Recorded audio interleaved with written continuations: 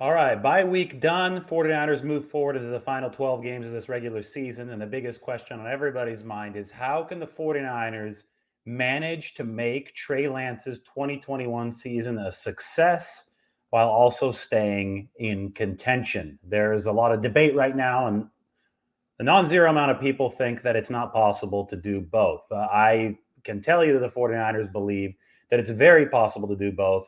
And here are three keys to make it happen. The first thing that the 49ers need to do, they need to refine Trey Lance's footwork, and this will lead to a quicker, more efficient, and more accurate release. If you watch Trey right now throughout the game in Seattle, and then especially during the full 60 minutes against Arizona, his feet are all over the place. He's not really, set in the pocket. And this is something that, yes, it will come with comfort over time and it will come with game repetitions, but it won't only come with those things. This is something that can be drilled to at least increase the efficacy of Trey Lance's footwork, to at least get him on a better track so that he's more prepared to play on Sundays and make the 25 to 30 good decisions and good executions from the pocket that are necessary to operate and execute a standard NFL game plan. So, I mean, behind the entire Trey Lance debate is this, I think,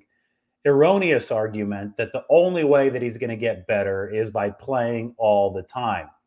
Yes, that is one way to get better, but two, that's also one way to quickly get worse and a way to cap a player's ceiling. Trey Lance, the way that he played against Arizona, running the ball 16 times, taking a whole hell of a lot of bruises, and also spraining his knee, that was not a ticket to get better over the long run. That is exhibit A of why the 49ers have wanted to limit his early play time, have Jimmy Garoppolo in there as the one stable quarterback. And it's not just so they can deliver the best chance to win now, it's so they can shield Trey Lance from the abuse that will come his way if he is not fully settled as a pocket passer. Because if he's not fully settled as a pocket passer, Trey Lance is going to turn into Cam Newton.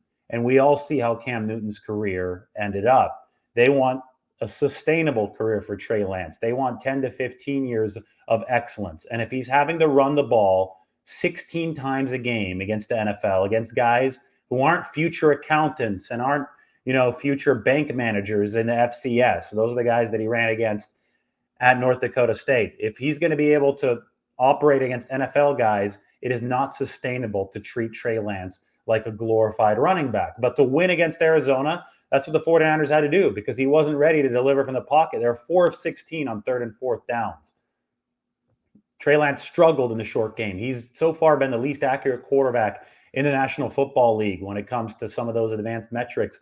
That is not a knock on Trey Lance. That's the reality of where he is right now as far as delivering from the pocket. So the 49ers need to refine the footwork so the accuracy comes, and they need to do that through a whole hell of a lot of drilling. They need to do that through a scout team play. That needs to happen in practice so that way he can get out onto the field and protect himself come game time over a full 60 minutes. So refining the footwork will lead to a better release, will lead to better accuracy, and the 49ers could sure as hell get a lot of that work done even when Trey Lance is not playing this year. That comes down to Rich Gangarello. It comes down to Kyle Shanahan's coaching staff. And guess what? This is Kyle Shanahan's biggest project to date.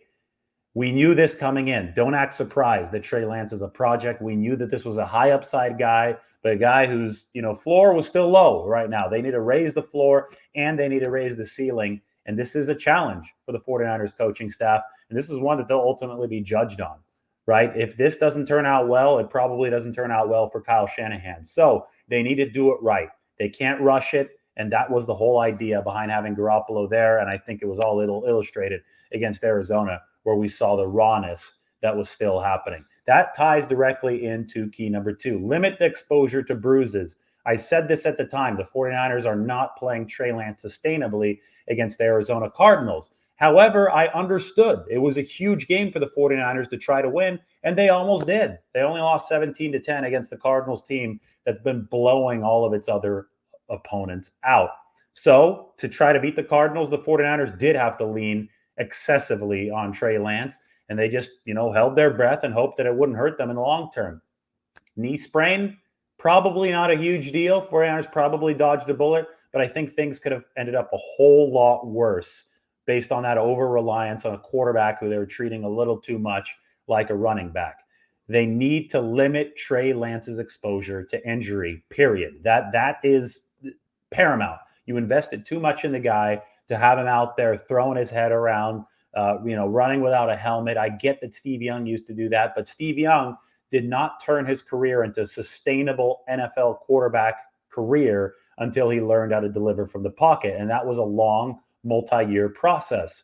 The 49ers could limit Trey Lance's exposure to bruises, A, by having Jimmy Garoppolo on the roster, and B, by developing Trey Lance. The more virtual reality film work he gets, the more, work and practice on his footwork that he gets as far as key one goes, all of that is going to turn into Trey Lance being better and more comfortable in an NFL pocket when he actually steps in there, as opposed to having to learn on the fly with bruises.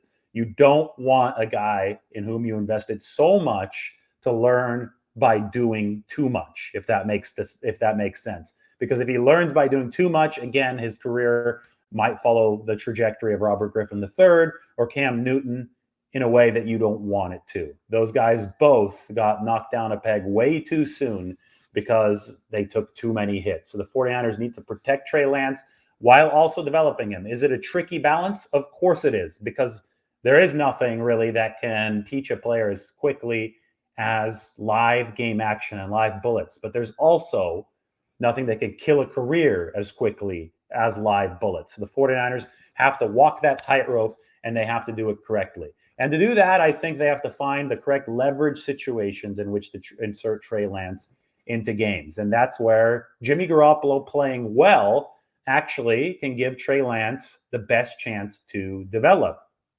When the Chiefs used Alex Smith to develop Patrick Mahomes in the background, it's obvious that Mahomes got a lot of work done behind the scenes in year one. So that should immediately discredit the theory that Trey Lance absolutely will need to play to get better. No, he can get better while working on the footwork behind the scenes in practice, while being in the film room, while watching how veterans carry themselves in the building. He already is getting better as far as I'm concerned in those ways. But Patrick Mahomes had a whole hell of a lot more experience than Trey Lance did coming into the NFL. Mahomes was a multi-year starter at the FBS level at Texas Tech.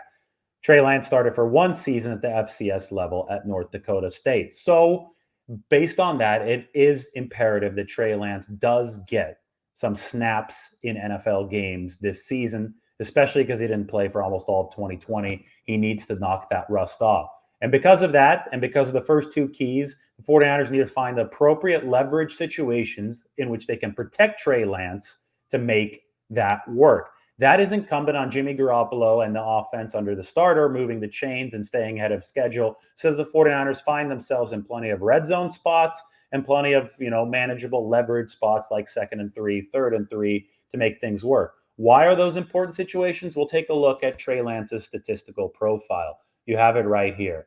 He's already number 2 in the NFL in intended air yards, which is remarkable and noteworthy because Garoppolo obviously doesn't attempt passes at a deep rate nearly the same level. Garoppolo's probably down to number 27 or number 28.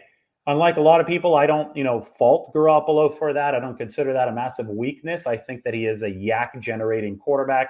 That's part of the game plan. The 49ers have receivers to support that. Garoppolo needs to be accurate on short throws to set up the yards after the catch. But it's clear that Trey Lance's skill set is different. And when he's number 2 in intended air yards, that tells us two things. It tells us, one, that Trey Lance is running around, creating opportunities downfield that the offensive line, typically for the 49ers, hasn't given its other quarterbacks. And he's not afraid to heave it downfield. But if you continue looking at the statistical profile, Lance is all the way down at number 15 in completed air yards, which means that a lot of the shots downfield so far, he is not completing. There's yardage left on the table. So what I, glean from this is that the 49ers aren't afraid, and Lance isn't afraid to take shots downfield, whereas Garoppolo obviously is not taking as many. That's already a diversification of skill set between the two quarterbacks. So when you find leverage situations like 2nd and 3, 2nd and 2, 2nd and 1, maybe you use Trey Lance in there because the threat of his legs can open up a chance to really rifle the ball downfield, and you get him deep. That was part of the idea behind having Travis Benjamin active for the game against the Cardinals. The 49ers thought they might be able to get some downfield separation to let Trey Lance unleash it. We saw it throughout all of training camp. We saw it a bit in the preseason. I really do think the 49ers need to take advantage of the fact that Trey Lance hasn't been afraid of airing it out, and of the fact that the 49ers haven't been afraid of airing it out with Trey Lance. They just got to get him in the right spots to do that with some efficiency. Another, stat right here that can be both construed well and poorly is the time to throw, 3.12 seconds. Whereas Jimmy Garoppolo ranks number 4 at a 2.56 second time to throw between snap and release, Lance is last in the league at 3.12 seconds. Has his decision-making been a little slow? Yes, I think so. But this number is also reflective of the fact that Lance is scrambling around a little bit and creating more time to throw, kind of like a Deshaun Watson or a Patrick Mahomes.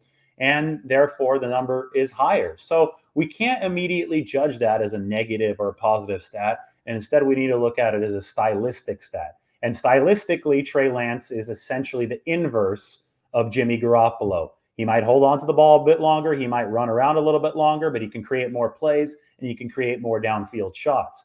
Because he's the inverse of Jimmy Garoppolo, the 49ers can find a way to complement Garoppolo with Trey Lance. And that involves leverage situations. Find the right spots to get Trey into the game. Find the right spots to minimize his downside, increase the upside. When you do that, you limit the exposure to bruises. And while you do that, you can refine his footwork so that he can get that quicker release in practice. It will turn into a snowball effect. You get Trey Lance confidence in the situational packages right now while he's working on the smaller short game stuff in practice. That will lead to more confidence. And then maybe by the end of the season, you have a really significant chunk of the game plan ready to go for a trusted Trey Lance. That's the formula. That's the one that the 49ers have to get on right now. It won't be easy. It'll be complex, but they drew this one up in the offseason, and now they just have to see it through. Those are the ways, and those are the keys for the 49ers to make this 2021 season a developmental success for Trey Lance, who's shown us some flashes. He's shown us some heart. He's shown us some grit, but there's still a lot of refinement to go. And that's the balance the 49ers must straddle.